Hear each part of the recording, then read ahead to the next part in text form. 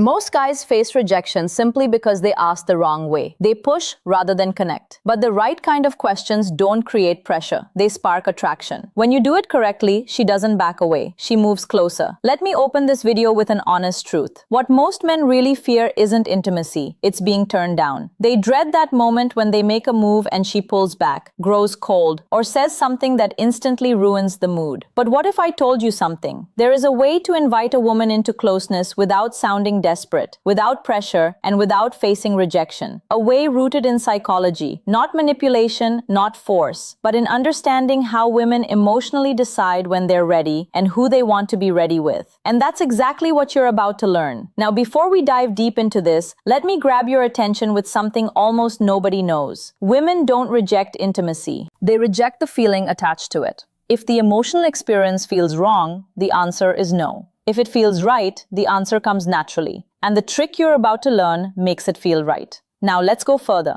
The foundation. Understanding how women decide. Every man who gets rejected in this area usually makes one of these mistakes. He asks too directly. He asks too soon. He asks with nervous energy. Or he asks without building emotional tension first. And here's the secret. Women don't decide intimacy with logic. They decide with emotion. The moment she feels safe, understood, desired, but not pressured, and emotionally aligned, the door opens. So today, I'm going to give you the psychological way to ask for intimacy without ever sounding needy, without making her uncomfortable, and without risking that cold rejection. But before we get into the techniques, let me explain something critical about female psychology that most men completely overlook. Women experience desire differently than men. For most men, attraction is visual and instant. You see someone attractive and your body responds right away. But for women, attraction is layered. It builds. It grows through context, emotions, safety, and anticipation. This is why a woman can meet a man, feel nothing, and then 3 weeks later find herself completely drawn to him. It's not that she was playing games. It's that her attraction needed time to develop through emotional experiences. Understanding this changes everything about how you approach intimacy. Because if you know that her desire builds through emotional layering, then you stop rushing, you stop forcing, and you start creating the conditions where her desire naturally rises. Let's begin with the most powerful principle. The first trick, never ask directly. Let me repeat this because this alone can change everything for you. Never ask a woman for intimacy directly. Women don't respond to direct requests. They respond to emotional invitation. And there is a massive difference. Asking directly creates pressure. Pressure creates resistance. Resistance turns into rejection. But when you invite emotionally and subtly, you shift the whole dynamic. She doesn't feel like you're forcing anything. It feels natural. She feels like she's making the choice. And when a woman feels the choice is hers, she almost never says no. Now let me show you how to actually do this. Think about the last time someone tried to sell you something aggressively. The moment you felt pressured, what happened? You pulled back, right? Even if you were interested before, the pressure killed it. The same idea applies to intimacy. When a man asks directly, "Do you want to come back to my place?" Or, "Should we take this further?" He's making it a transaction. He's making her weigh the decision consciously. And the conscious mind is where doubt lives. But when you create an emotional invitation, you're speaking to her subconscious. You're creating a feeling, not a question. And feelings don't get rejected the same way questions do. Here's the psychology behind this first technique. Give her room to walk into intimacy emotionally. How do you do that? Simple. You create an environment where she feels safe with you, connected to you, and curious about you. Women say yes to intimacy when 3 emotional switches turn on. 1. Safety. 2. Trust. 3. Anticipation. If even one of these isn't active, she holds back. But here's the good part. You don't need to beg for these, you create them. And the next thing I'm about to tell you activates all 3. Listen closely. Let me break down each of these switches, because understanding them will change how you move through every interaction. Safety doesn't mean she has to know you for years. Safety means she feels like you won't judge her, pressure her, or make her feel like she made a mistake. Safety comes from your emotional steadiness. When you're calm, grounded, and not reactive, she feels safe. Trust grows when your words match your actions. When you say you're not trying to rush anything, and then you actually don't rush. When you respect her boundaries without making her feel bad for having them. Trust is the foundation that allows vulnerability. Anticipation is the chemical magic. It's the buildup of tension that makes intimacy feel exciting instead of mechanical. Anticipation is created through restraint, through suggestion, through the space between what is and what could be. Now, here's where it gets interesting. Most men focus entirely on creating attraction and completely ignore these three switches. They try to be impressive, funny, confident, all the things, but they forget that a woman needs to feel safe, trusting, and anticipating before any of that attraction turns into intimacy. The second trick, the soft withdrawal effect. This is one of the smoothest psychological methods ever. Here's how it works. Instead of leaning toward intimacy, you gently lean away. Not in a rude way, not in a cold way, just in a way that shows you're comfortable with connection but not demanding it. This does two things. 1, it removes pressure instantly. 2, it creates emotional space where she starts leaning in. Women feel safe with a man who doesn't rush intimacy, not because he doesn't want it, but because he respects the energy. When she feels you're not trying to get something from her, she starts moving toward you on her own. And that's exactly when rejection disappears, because now it's her idea. Let me give you a real example of how this looks.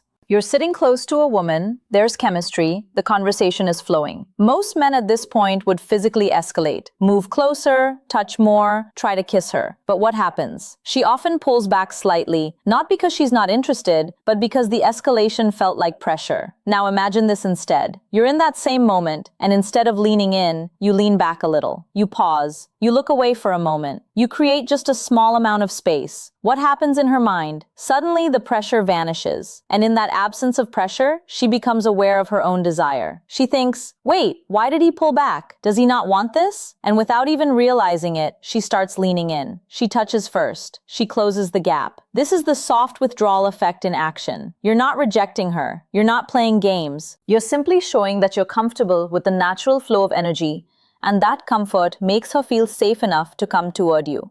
But the next trick, this one builds anticipation, the strongest trigger of desire in female psychology. The third trick, the implanted thought shift. This is subtle, psychological, and very effective. You don't ask for intimacy. You simply place a thought in her mind that naturally leads her toward the idea. How? You use soft, emotionally suggestive lines like, I really like the way our energy feels together, or you're surprisingly easy to be close to, or you have this calmness that makes everything feel natural. None of these ask for anything, none of these push, but all of them plant a seed. Women respond to feelings, not to requests. When she feels something around you, intimacy becomes her curiosity, not your demand.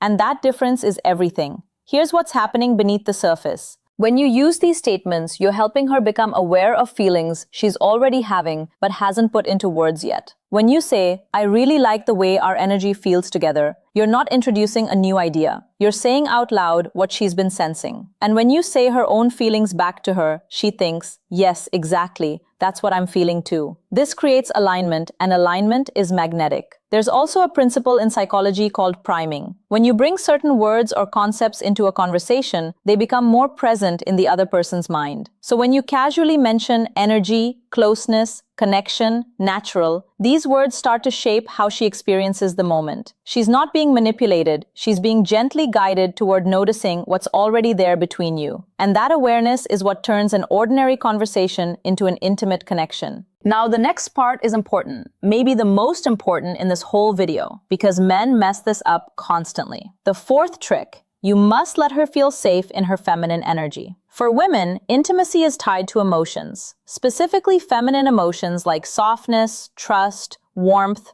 vulnerability, and openness. A woman cannot enter her feminine energy if a man stays nervous, tense, overly sexual, or overly aggressive. Your job is simple. You hold masculine calm. Not forceful, not sexual, not needy, just calm. When a woman feels this calmness in a man, something magical happens. Her guard drops, and when her guard drops, saying yes becomes natural. Not pressured, not forced, just natural. Let me explain what masculine calm actually looks like, because this idea is misunderstood by most men. Masculine calm isn't being silent and still. It's not being emotionless or distant. Masculine calm is the energy of a man who is present, comfortable in his body, and not worried about the outcome. It's the difference between a man who's constantly checking for approval. Is this okay? Do you like this? Should I do more? and a man who's simply being, allowing the moment to unfold naturally. Women are very sensitive to energy. They can feel when a man is nervous, when he's trying too hard, when he's desperate for validation. And all of those feelings push her into her masculine, into her thinking, analyzing, protecting mode. But when you stay calm, when you're grounded and unhurried, she softens, she relaxes, she enters her feminine, and that's where desire lives. This is also why women are drawn to men who seem experienced. Not because experience itself is attractive, but because experienced men tend to be calm. They're not frantically trying to figure out what to do next. They're just flowing. But now, let's talk about the moment most men ruin, when they're about to ask. Here's the psychology that saves you from rejection. The fifth trick: never ask for a yes.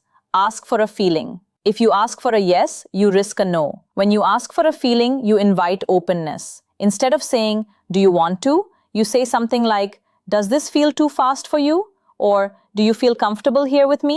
See the difference? Instead of pushing her, you're giving her emotional control. And when you offer control, she feels safer. And when she feels safer, she chooses intimacy on her own.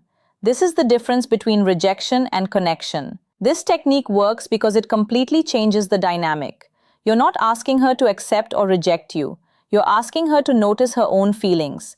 And that's a much easier question to answer honestly. When you ask, "Do you want to come back to my place?" she has to think about, what will he think if I say yes? What will he think if I say no? What does this mean? Am I ready? Is this too fast? But when you ask, "Does this feel too fast for you?" she only has to consider one thing. How do I actually feel right now? And here's the beautiful part. If she says, "Yeah, a little," you haven't been rejected. You've been told something useful. You can reply with, "That's totally fine. I'm not trying to rush anything. I'm really enjoying just being here with you." Now she feels heard, respected, and safe. And often within minutes, she'll be the one moving things forward because you've removed all pressure. But we're not done. The next trick is where the real psychology kicks in. The sixth trick: mirror her desire back to her. Here's what almost no man understands. A woman doesn't decide intimacy based on how much you want her. She decides based on how much she feels you want her, but without you losing your composure. Meaning, too much desire equals pressure. Too little desire equals disinterest. Balanced desire equals attraction. So when she leans closer, touches you, laughs more, looks into your eyes, or becomes softer around you, you simply mirror that energy. Not more, not less. This sends one subconscious message: we're on the same wavelength. This alignment is one of the strongest psychological signals for intimacy. Mirroring is a deeply wired social instinct. From birth, humans learn connection through mirroring. When a baby smiles and the parent smiles back, the baby learns, "I am seen, I am understood, I am safe." The same mechanism works in adult intimacy. When a woman shows you vulnerability or desire and you mirror it back, not overwhelm it, not ignore it, but match it, she feels understood at a deep level. This is also where most men fail. They either under-respond, making her feel foolish for showing interest, or they over-respond, making her feel like she opened a door she can't close. The key is balance. If she touches your arm, you touch hers. If she holds eye contact for 3 seconds, you hold it for 3 seconds. If she laughs and leans in, you laugh and lean in. This creates a dance, and in that dance, intimacy rises naturally without anyone having to ask for it. Now, let's talk about the final step, the moment that seals things without ever sounding desperate. Moments are emotional. Moments feel real. Moments feel natural, not forced. So instead of asking for intimacy, you simply notice the moment out loud. This feels really nice. It's crazy how comfortable this feels. You have a really gentle energy right now. When you point out the moment, you're not asking for intimacy. You're letting the moment invite it. Women follow emotion, and emotion lives in the moment. This removes pressure, removes awkwardness, and removes rejection entirely. And that's how you do it. Here's why this final technique is so powerful. You're taking yourself out of the question. You're not the one wanting something. The moment itself is creating the desire. This is a subtle but huge psychological shift. When you say, "Do you want to?" you're the one wanting. When you say, "This feels really nice," the feeling itself becomes the focus. And women are much more comfortable following feelings than following requests. Feelings feel genuine. Requests feel like transactions. By naming the moment, you're also building a shared experience. It's not you wanting her. It's both of you experiencing something together. And that shared experience is the foundation of true intimacy. Thanks for watching.